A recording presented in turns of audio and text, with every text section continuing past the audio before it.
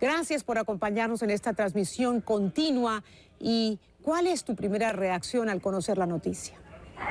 Aunque la esperada es muy dolorosa, lo lamento mucho, lo lamentamos todos los lectores, no solamente en español, sino en todas las lenguas. García Márquez fue traducido, es traducido y leído en todos los confines del mundo.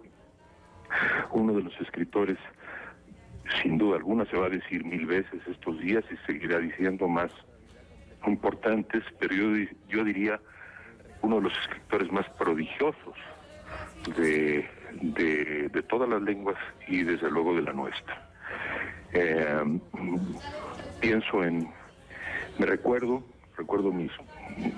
la juventud y las distintas etapas de la vida, y siempre hubo un libro de García Márquez, sobre todo en esos años 60 y 70, que me acompañó, que nos acompañó a mis amigos, a mi generación, y que nos marcó tan profundamente y que nos dio tantos momentos de inmensa dicha por las palabras, dicha por la imaginación.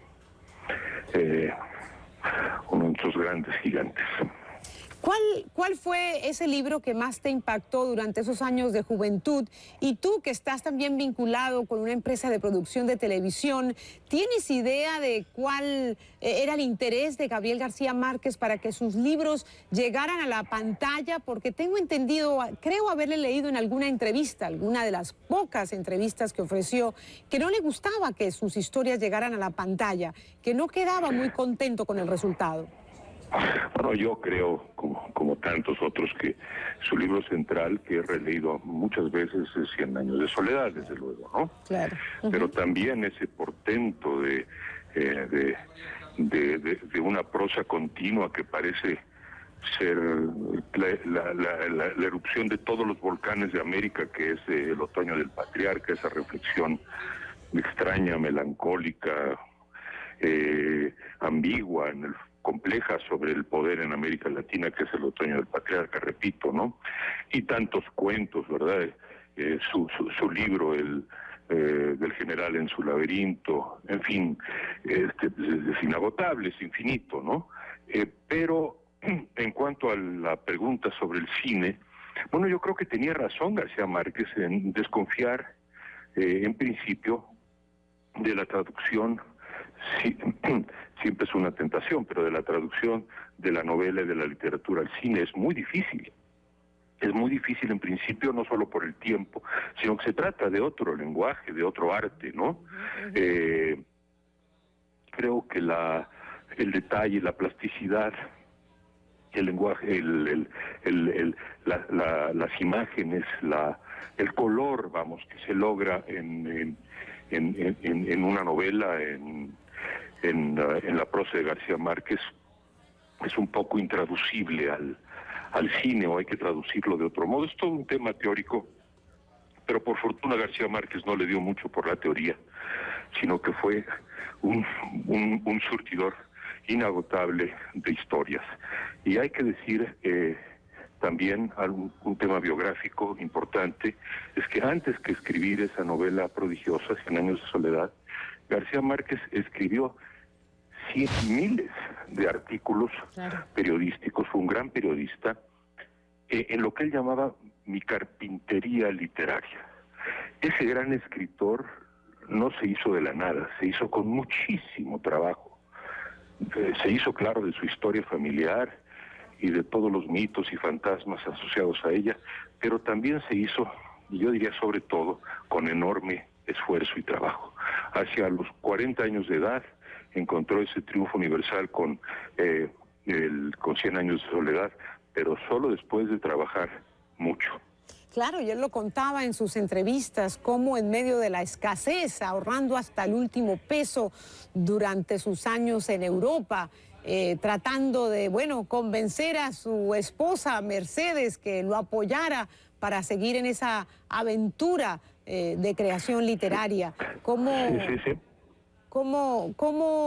cómo eso marcaron esa situación de escasez marcó esos primeros años de producción literaria, Enrique.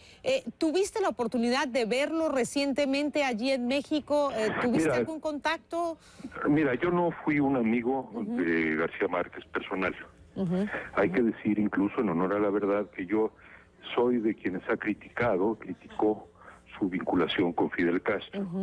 Pero te quiero decir, de modo que lo vi en realidad en la vida algunas veces nada más, siempre cordial, siempre amable, era simpaticísimo. Sí, era muy sonriente. Era un hombre irresistible, vamos a decir, en su simpatía. Y yo tenía esa distancia, vamos a decir, política e incluso moral con él, por lo de Castro. Pero en este momento, quiero dejar absolutamente claro que al margen de esas posiciones políticas, lo que quedará de Gabriel García Márquez, estoy convencido de eso, es su prodigiosa literatura. Y es a esa prodigiosa literatura, a su amor, a su oficio, a su trabajo de escritor, a esas novelas que han leído generaciones y seguirán leyéndolas, a ellas a las que quiero rendir hoy el más absoluto y total homenaje. Pues seguramente así se expresarán muchos amigos, muchos colegas, admiradores, bueno, personas que han seguido su trayectoria literaria a través de tantas obras, tantas novelas. Y tengo entendido que una de las últimas cosas que escribió fue su propia autobiografía, si no estoy mal, Vivir para contarla, que era la primera parte de su vida. No tengo claro si esa fue, digamos, su último libro, su autobiografía. Creo que después vino historias de las putas, no recuerdo bien el nombre, de mis putas tristes, ¿no? De mis putas tristes. Exacto. Bueno, la autobiografía es muy interesante, Vivir para contarla. Hay que leerla un poco como autobiografía, hay que leerla como una novela también, porque como dice el propio García Márquez allí, bueno, las fronteras para un novelista de la capacidad imaginativa y fabulatoria de García Márquez, las fronteras entre la realidad y la ficción a veces se borran, pero ¿qué importa que se borren? Lo importante y lo que queda, repito, es esa prodigiosa, y subrayo esa palabra, esa prodigiosa producción de novelas, de cuentos que nos dejó. Estamos hablando de La hojarasca, El coronel no tiene quien le escriba, La mala hora, claro, Los funerales de la mamá grande, 100 años de soledad, obviamente es su novela emblemática. Todos esos libros, todos uno tras otro, sostenida en su calidad, sostenida en esa prosa de esa especie de erotismo de las palabras, ¿no? De ese amor a la vida y amor al amor, ¿verdad? Esa digamos, quedémonos con esas imágenes de los personajes que suben al cielo como mariposas, o de esa pareja de amantes cuyo amor era tan contagioso que en el instante en que lo hacían, todos los animales de la zona circundante empezaban a hacer el amor también. Como nadie retrató una región latinoamericana, ¿no? Como nadie retrató a Colombia, esa Colombia caribeña, y como nadie también, bueno, tuvo sus diferencias y sus acercamientos con el mundo político. Sobre esto quiero conversar contigo también, Enrique. Me hablabas, bueno, que tuviste siempre tus críticas frente a la posición política de Gabriel García Márquez por su cercanía a el presidente Fidel Castro, por su cercanía al régimen cubano, algo que también le valió críticas de muchos sectores en América Latina, incluso de amigos, colegas, escritores que comenzaron con él en este boom latinoamericano en los años 60 y que se distanciaron de él. ¿Tú crees que esa posición política fue revisada por Gabo en los últimos años de su vida? Te contestaré así. Yo escribí un largo ensayo sobre ese tema, de la relación, de la fascinación de García Márquez con el poder, en particular con Castro, pero repito, hoy no quiero tocar ese tema. Hoy no quiero ejercer ninguna crítica de García Márquez. Creo que su literatura es, digamos, vamos a decirlo así, está por encima de su vida, de los avatares de su vida, incluso de sus opciones políticas con las que yo no estuve de acuerdo. Pero hay momentos para todo. Este no es el momento de restarle en el balance méritos morales o políticos, sino de cantar sus glorias. Y esa es una palabra que le queda muy bien. Y esa es con la que yo quisiera pues concluir esta participación. Yo creo que es una gloria de la literatura latinoamericana, que ahí está en la gloria de la literatura, con Octavio Paz, con Jorge Luis Borges, con Neruda.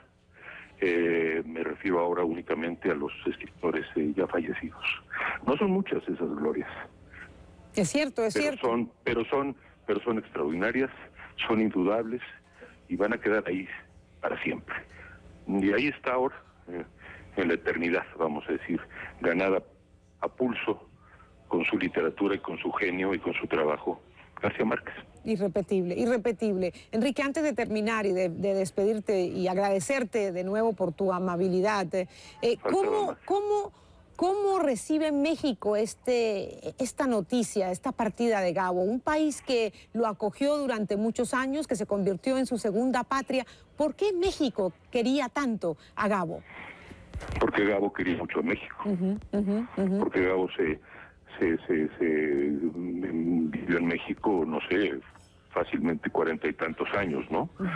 Y porque aquí hizo su hogar, aquí tuvo sus amigos, aquí escribió buena parte de su obra, mientras en Colombia, claro, su querida Colombia se desgarraba mucho en los años de violencia.